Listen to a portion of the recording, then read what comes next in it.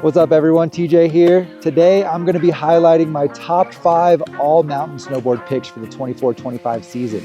Let's dive into it. So in this video, I'm going to be talking about boards that are fun and capable around the entire resort in any condition. Something you can take out any day and you know that you're going to have a good time. This is the hardest category to narrow down. We're selecting from around 84 snowboards and I'm super stoked on where we landed. We have a completely updated list from last season. I think you guys are going to be stoked. The first board on this list is the CAPiTA Mercury. I'm excited to get an updated review this season for you guys. It's been about 5 years since I tested this one. And what I really liked about it, aside from the general versatility, is that it has the stability you need for a confident feel exploring the resort, but it still has a very freestyle feel and character. So it's pressable, it ollies well, it feels great in the park, but it's got the features you want for an all mountain board as well. It's slightly directional. It runs a positive camber profile. It runs their Resort V2 profile, which is camber dominant with slight reverse in the tips that I think add to that pressability and also make it a little bit more forgiving. It's got carbon flax additives, a high quality sintered base, as well as their death grip side cut. So there's a slight bump right in the middle of the side cut to help bite down in firm conditions if you happen to find yourself out on a day like that. And it's just a board that I think really anyone can get behind. It's not overly aggressive. It just kind of hits that sweet spot where it's stable enough to keep you in control and feeling confident out in more steeper technical terrain or starting to bomb some hills and get it going a little bit faster, but really does have a great freestyle character as well. So if you're looking for something like that, consider the CAPiTA Mercury. The second board on this list is the United Shapes Cadet. This was one that really stood out of all the boards I tested last season. It was one of my personal favorites. What I really like about this one is how smooth it feels, as well as the energy it provides and the locked in carves you're gonna get out of this snowboard. This one's getting a little bit more directional. It has a noticeably more directional outline compared to the Mercury. It's got a much longer nose up front. It runs a 20mm setback and a slight taper as well. So it's got the features that you want to help you out on a deeper day. And if you do take it out on like a true bottomless day and you want to maximize that float, it's got deep day inserts as well. So you can really shift that stance back if you want to. It's loaded with carbon. It's got a sintered base. And this is a board that not only carves well and is capable getting up to higher speeds and exploring more technical, steeper zones, it's actually really fun for a more freestyle approach as well, which I was very surprised by. It offers a lot of pop. It's pretty fun in the park, even though it is directional. Like, I would not hesitate to take this board through some park laps, and I got it in some deep snow as well and can confirm it's maneuverable and it floats pretty easily as well. So if you're looking for something that's directional and very versatile around the entire resort as well, consider the United Shapes Cadet. The third snowboard on this list is the Never Summer V Twin. This is the only true twin on this list, and I want to start off telling you a little about the tech. First off, you're going to find Never Summer's relatively new triple camber profile. So it's still reverse camber dominant, but it has 3 camber zones, one under each foot and one in the center of the snowboard. That's going to help it track a little bit straighter and help it load more energy as well.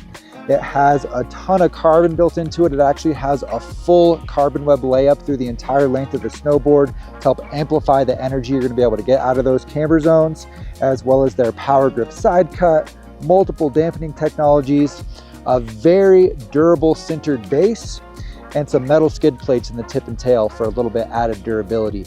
But the main thing I want to talk about that dominates the feel of this snowboard and I think really helps add to the versatility is the slightly stiffer side of medium flex combined with that triple camber profile. So like I said, it is reverse dominant, so you can kind of get into a press quite easily without too much effort, but then it kind of progressively stiffens up and gets pretty stiff and offers a lot of stability too. So it's buttery, it's a lot more forgiving, it has a somewhat of a playful feel to it. You can definitely have fun messing around with a freestyle approach. It's fun in the park as well, but when you want it, the stability is there, it holds a great edge, and is really fun for exploring also.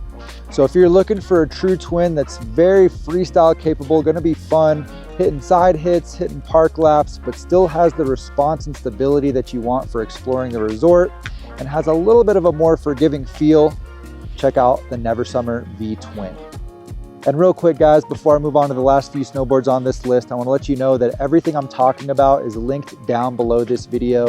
So it's easy for you to find if you do want to check it out, and is an absolutely free way to support the channel if you do end up shopping online. I appreciate it. The fourth board on this list is the Salomon Dancehaul Pro. A few things I really like about this one is that it's very light underfoot with that premium construction. It's got plenty of width for surface area on deeper days, but also gives you some nice locked in carves, and it still retains a little bit of a freestyle character as well. Tech-wise, you're gonna find a directional outline in this one with 12 millimeters of taper, but the stance is actually centered in the side cut, which helps add to that freestyle feel I was talking about. It also runs a camber dominant profile, so it's going to give you that more energetic, precise feel that you'd expect, with a slight reverse blend in the tips to make it a little bit more forgiving, as well as a nice high quality sintered base with a stone ground finish to help keep it feeling nice and fast out there. But one of the biggest specs that contribute to the overall feel and character of this snowboard is the width. So at size 152, you're gonna get a 26.4 centimeter waist width. Not only is that gonna give this board a much more surface area to make it float nice and easy on those deeper days, even without setting the stance back, but it's gonna make deeper carves much more accessible. So this one's super fun for cruising around the resort, laying over turns. It's gonna be great out on the deep days as well. And it's still fun for those park laps. It is slightly directional, so just be aware of that. But if you're looking for something that's a little bit wider and has all the characteristics you need for really any condition, any day, consider the Salomon Dancehaul Pro. This one's dope. And the fifth snowboard on this list is the Nidecker Alpha APX. What I really like about this one is the power and energy you're gonna find in this. It's also one of the more directional boards on this list. Being the flagship all-mountain board on the Nidecker lineup, this thing is loaded with tech. It's gonna have a directional design with a nice directional outline and a 15 millimeter setback, as well as a slight taper. It runs a camber dominant profile with a nice, powerful locked-in feel. It's like a shifted camber, so you're gonna find some rocker in the nose and a slight rocker release in the tail, as well as a lot of carbon built into this one. You're gonna find twice the carbon of the regular Alpha in the APX version. It's got carbon stringers running down the entire length of the snowboard, both on top of the core and below the core. So this thing is very energetic, and it has a pretty high camber as well, which contributes to that power and the energy you're gonna get out of this thing. Other than that, some highlights I wanna mention are the 3D evolution tip. So the nose of the snowboard has a spoon to it to help you out on those powder days and displace snow more efficiently.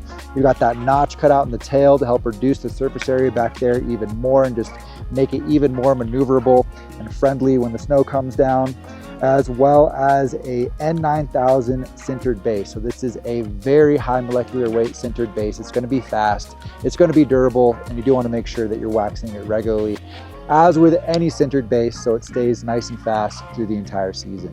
So if you're looking for a more advanced directional all-mountain board that has plenty of stability and everything you need to enhance those powder days, consider the Nidecker Alpha APX. And before we wrap this thing up, I want to throw out one honorable mention from our list last year, and that is the GNU Gremlin.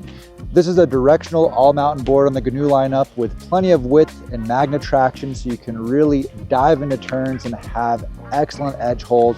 It floats great on deeper days and is still pretty fun for a more freestyle approach as well. And those are my all-mountain picks for the 24-25 season. Let me know what y'all think about these down in the comments. And like I mentioned before, these are all linked down below, so they're easy to find. I appreciate y'all. Thank you for watching, and I'll see you in a new one next time. Later, guys.